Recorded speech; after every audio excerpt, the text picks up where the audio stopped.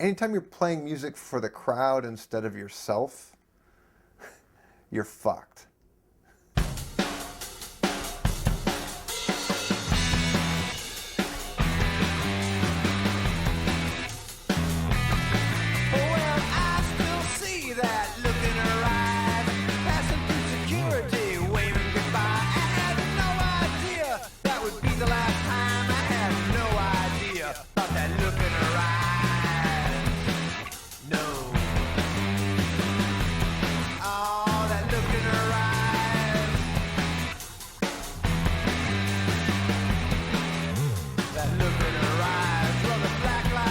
Was my baby, and the strobe light was my mind.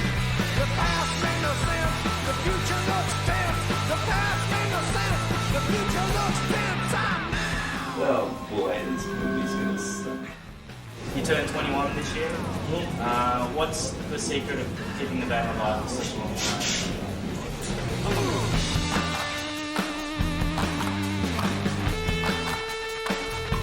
It's not a matter of referencing the past, although you can, and there's certainly things you can draw from it. It's not a matter of trying to be the future, because you don't know what the future is. You know, their point is, we do it now. We do it our way, and we continually do it now, day after day after day, which is why they've survived.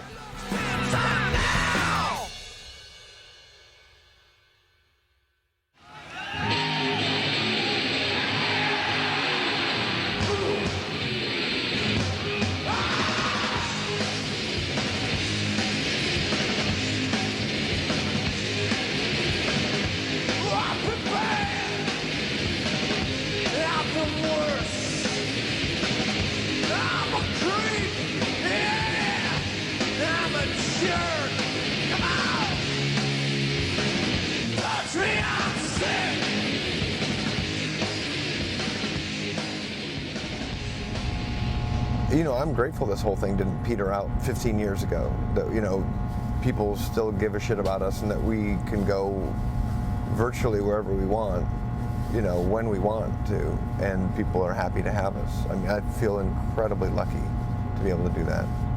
You know, I mean, we're pretty much outside of any kind of cultural existence. We exist in the past in a lot of people's minds, you know. So there's a certain amount of nostalgia and stuff to it, but I mean, that's you just can't get away from that, really. If it's valuable to other people, if they like it, that's great, you know, but I think we would do it regardless. we would still play in the basement sometimes, I think, you know, no matter what. So, can I get a beer?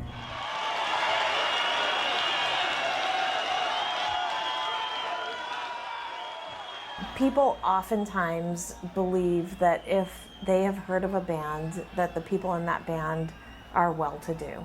And they have a super glamorous lifestyle, and life is easy, and it's not always that, especially with independent bands. So the funny thing is when we send out our packages, it's actually listed as Mark Arm as the person having sent the package to anybody. So this is to record stores who receive our records. These are to mail order customers who get our stuff. Like, Mark Arm sends all of our shit to everybody in the world, basically. It's unbelievable that a legend have to work a normal work to live, and they can live only doing the rock and roll. Some people think that making rock and roll as a second work, as a hobby, helps to stay pure to the spirit. That's a working man's aesthetic. I'm going to certainly make sure that whatever I'm sending out is going to go to the right address on time to the person that it's addressed to. You know, in a way, that's what a great rock band does. You know, they go in, they write their songs, and they go out and play them, and they address them to the people they want to reach. And they do it directly, and they do it with no bullshit. Right, okay, I'm here backstage at the Rickettle in the theaters with Mudhoney. And we're just going over some of the finer parts of their European tour. So night after night, another hotel room, another backstage. Are you getting tired of the rock and roll life at all, Mr. Mudhoney people? Here's a fucking band that got it right. It was like the coolest thing I've heard since like fun house as far as that kind of rock goes. I mean, Steve and Mark's fuzzy guitars together fucking sounded awesome. Their ability to kind of connect the 60s to 80s punk rock. And there's a very 60s sounding band. They don't get a lot of credit for that. There's a certain amount of chaos happening because Steve's guitar tone is so distorted, but in a beautiful way, just the perfect way. Distorted guitar that was like a jagged knife ripping through like a whale's belly. And then the guts come out with Mark's voice when he's screaming. I remember when they first started sort of being a little puzzled and going, are you sure you want the guitars to be this dirty? I think was probably the only comment I made at the beginning of the session, like, boy, that's pretty dirty, guys. Of course, the adjective grungy had not occurred to any of us, I think, at that point. But it's pretty goddamn grungy. The Seattle scene was theirs. Being with them was being chauffeured through town by the mayors. The parties were all fantastic. And it was just a great moment in time. The critics said, well, Mudhoney's this and blah, blah, blah, and they're unsuccessful because they didn't have the success of Soundgarden and Pearl Jam, and it's like, fuck you. That's a fucking amazing band. They were the powder keg. They were the first great Seattle quote-unquote grunge band.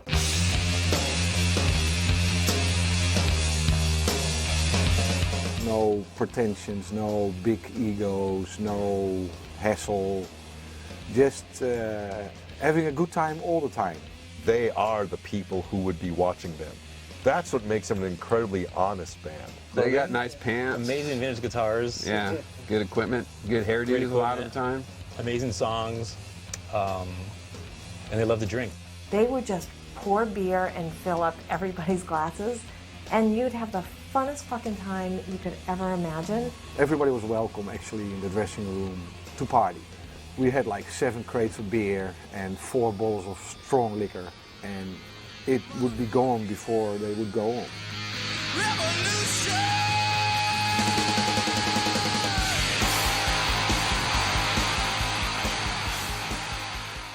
So you feel that you can communicate to the public regardless of any language barrier? Well, I think the penis is international. Dealing with those guys, you always kind of knew that you would get them aboard of an idea, but then they would take the idea and do it completely their own way. So there was a cheesy soundtrack that was coming out. It's a scene where a guy is running through a college campus. So they wrote a song called Run Shithead Run, and then they sent it off to the filmmaker.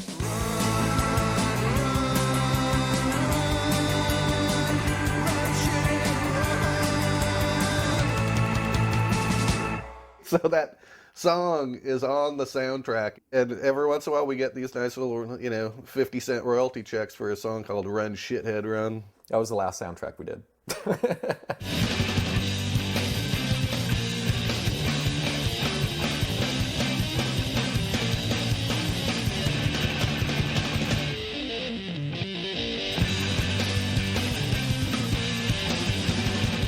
They also were certainly leaders